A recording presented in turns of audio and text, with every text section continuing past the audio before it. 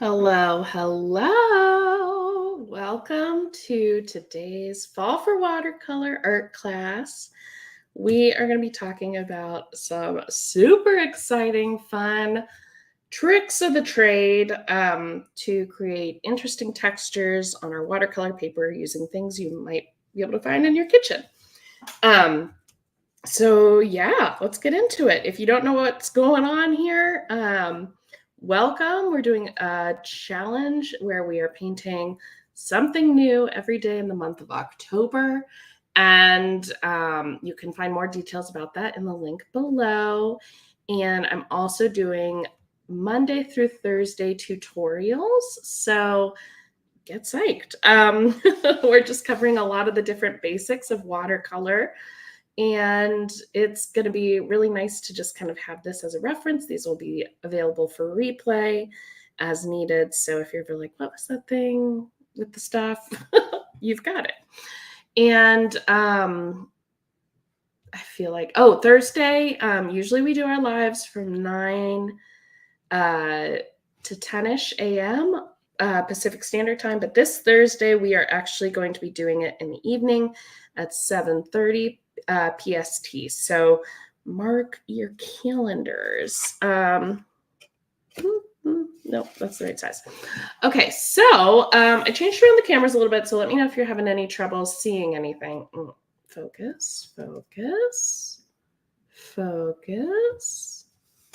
Does that look blurry to you guys? Okay. Still looks blurry. I don't know.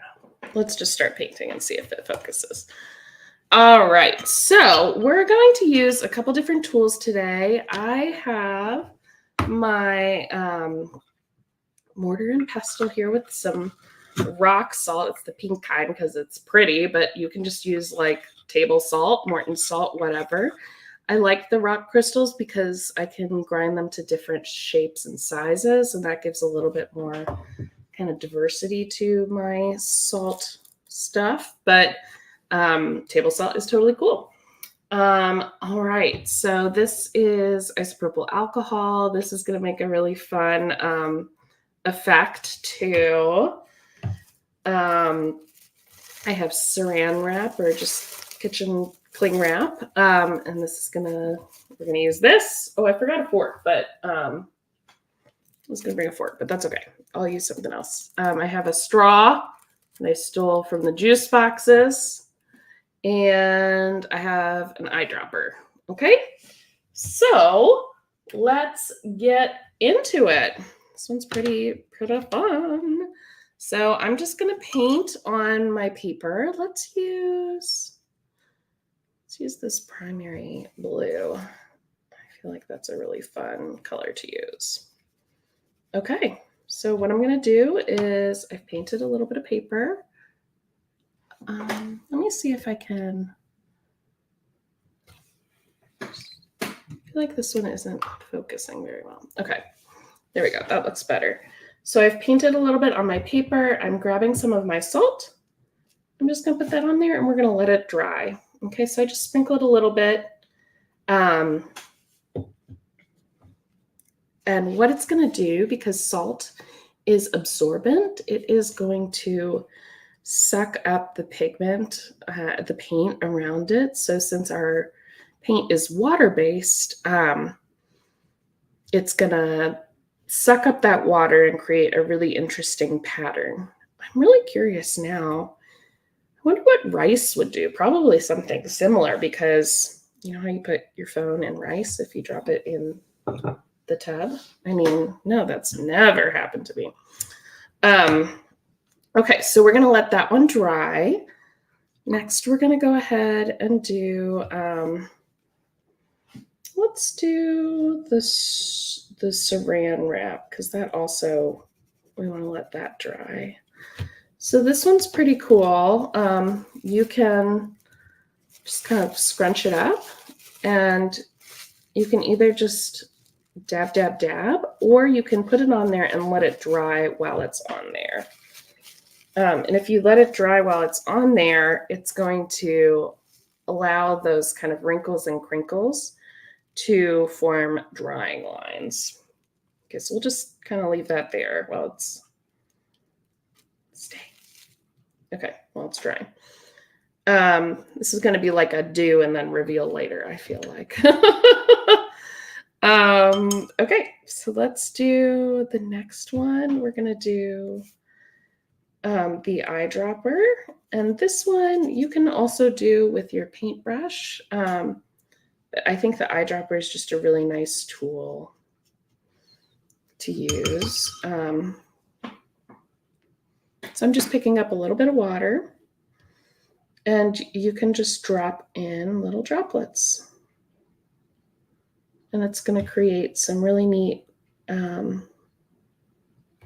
shapes there in the process. Can you see that? It's kind of hard with the reflection. You see how it's kind of created these like pushing the water away.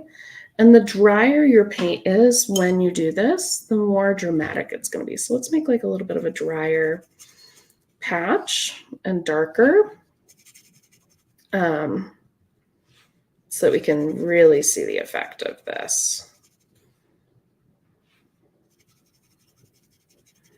Okay, so let's try this again. Oop.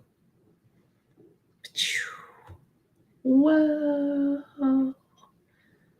And if you do it again from that center, it's gonna kind of keep pushing that paint even more. Okay. So now for the isopropyl alcohol, it's gonna do something similar. I'm actually gonna use a new sheet here. So here, I can leave this like here so you can see it, what's happening. But, okay, so let's do a little paint. Same dealio. All right.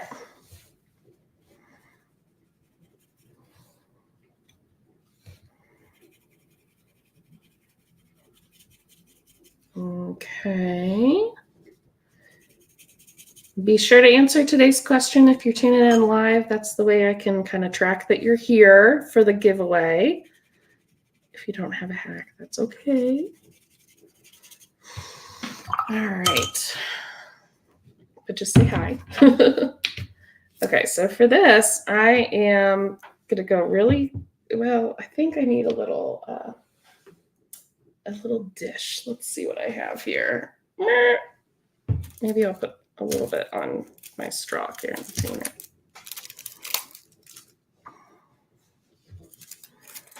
All right. I don't know. This might be a huge mess. Knowing me, probably that is the case. Okay. I'm going to move this off camera just because I need a little closer to the table. Okay. Yep. It was a huge mess. But I've grabbed some here. I'm going to suck in just a little bit of that. Let's see if I can get some. And then we're going to just drop. You don't need much, but it's just a really cool drama-rama there. Here. Whoa! Okay, let me clean that up before I start getting really loopy. All right. Very fun. So it does not look as dramatic as it is in real life on this camera. Okay, so it creates these cool little circles. I feel like I'm at the doctor's office about to get a shot with this smell. Okay, so that's pretty cool. Now with the straw, this one's kind of fun when you have like really wet surfaces. So let's go ahead, make a nice kind of juicy little paint blob here. And this is going to be super fun, okay? So I'm going to take my straw and I'm going to blow into it. Whee! So that is super fun. It is not very easily controlled, but it is awesome. So here, this side doesn't have as much water, but let's see what we can do here. So even if you don't have a ton of water, you can still do it. It just depends on your breath strength. All right. So those are some options. I wanted to also show you a fork. Of course I don't have a fork, so I'm going to just use basically it's just anything hard. So imagine that this is just the tine of a fork, okay? So what I'm going to do is I'm going to create some lines here, indentations on my paper. Okay, I don't know, can you see that at all? Can you kind of see how there are lines there? So let's paint over it and see what happens.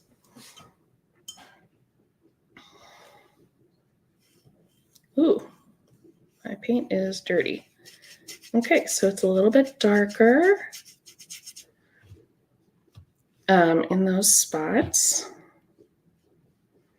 And the pigment is really kind of being sucked into that. So this can be a really great option for like feathers or veins and leaves, or really just fine detail.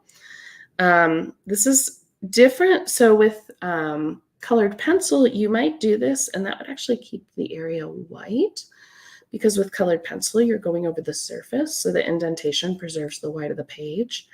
But with watercolor, it's actually going to make it darker of whatever color you put in it. So just be forewarned.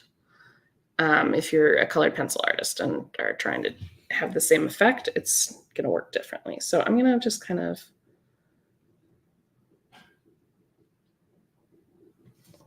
add a little bit more to that, and it creates just this really cool detailed effect. Okay. I don't know that I'm liking this camera situation as much. Let me know what y'all think. I tried some different cameras just so I'd have fewer cords, but honestly, it's kind of not doing it for me. I feel like the lighting is not being picked up on these cameras as well. Okay, so let's go here. All right, so you can see I took off the saran wrap and it created this really cool, let's see if I can get a little closer here. I wonder if I can do it from this other camera. Let's try that. Okay. Oh, that's, I don't know if that's better. I don't really think so. Let's try this. All right.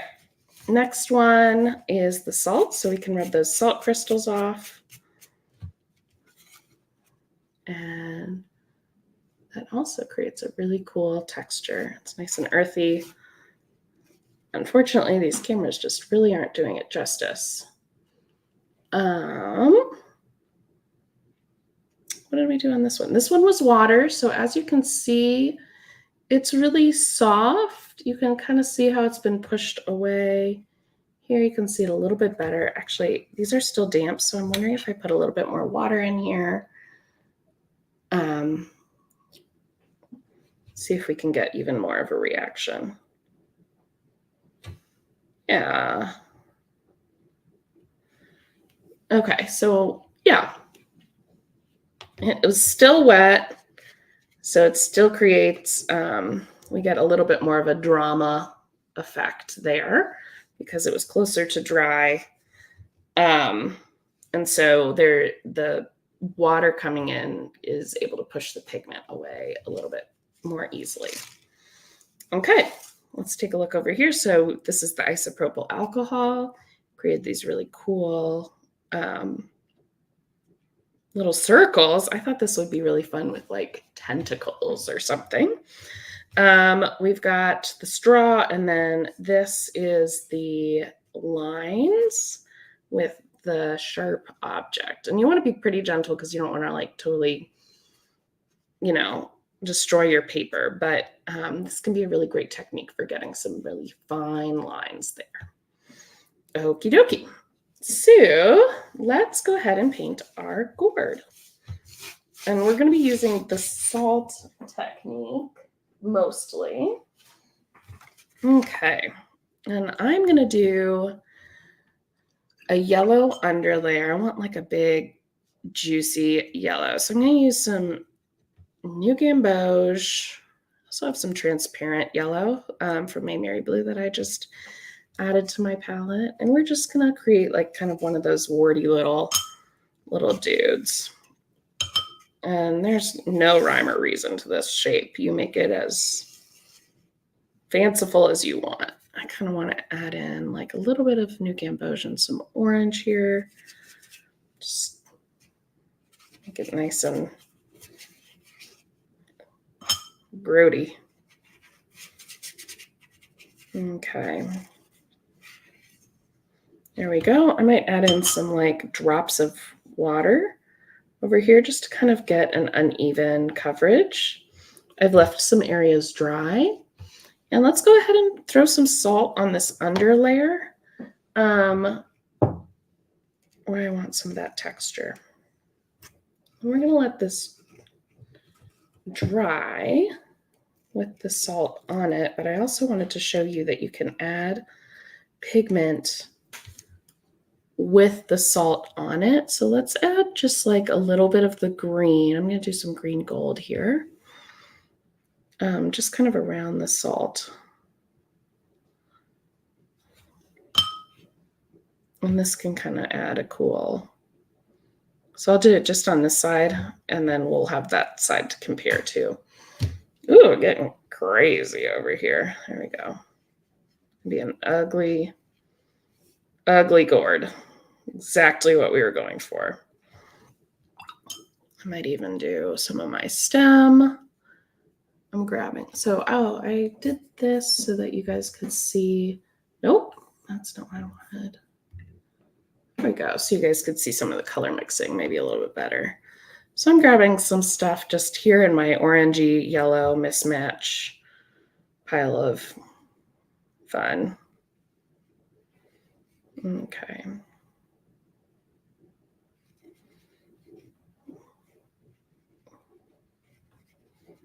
I'm keeping it really, really loose. Oh, there you go. All right. How's everybody doing today? Did we have a good weekend? What did we do? Oh, I had my COVID vaccine, so I was miserable. Hopefully you felt better than I did. Okay. So I'm going to stop fussing with that. I'm going to do the blow dryer. So I'm going to put you on mute.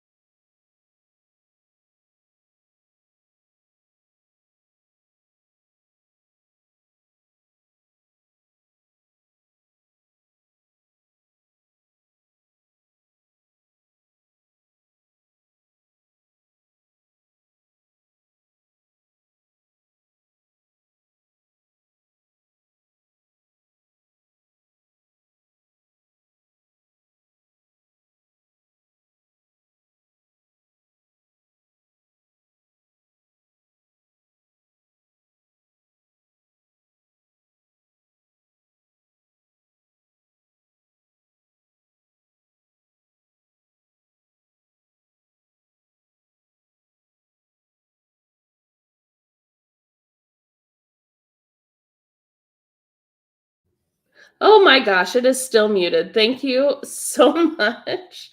I was just reading y'all's comments here and what you were up to.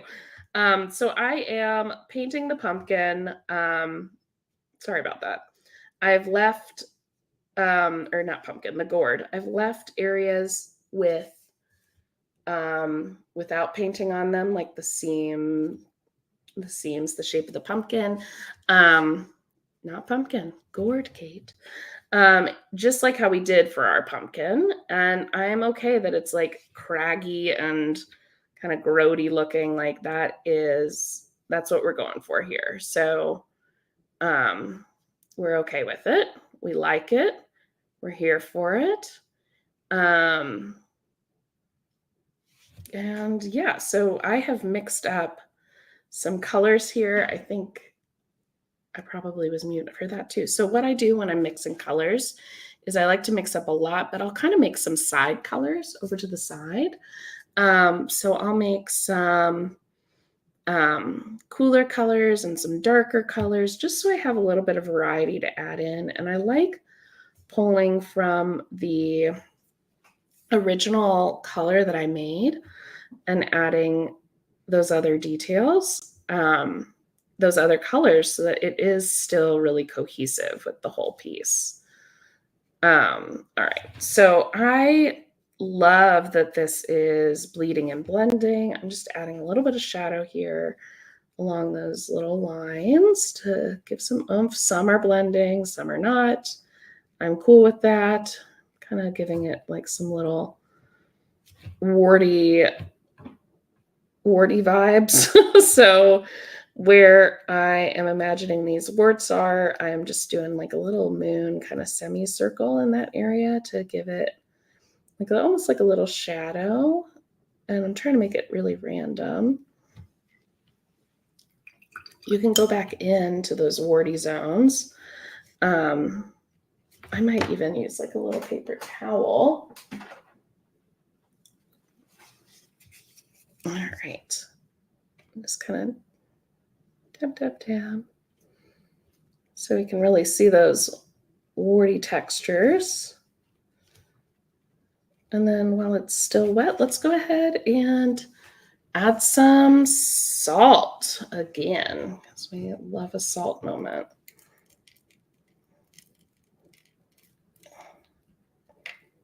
Oh, that's a big one. That's okay. So I'm going to go ahead and kind of get some more of this darker color here. I'm using indigo and green. I'm just going to kind of get some nice wet paint mixture. And I'm just going to add a bunch of like little dabbly doos all along the bottom. The salt is on there, so it's creating a really cool effect around the salt crystals. Now I'm just, I don't know, having fun. Get nuts. We're just creating texture. Oh, sorry, it was kind of under the thing. All right, and there we go. We can add a little extra detail to the stem here if we'd like.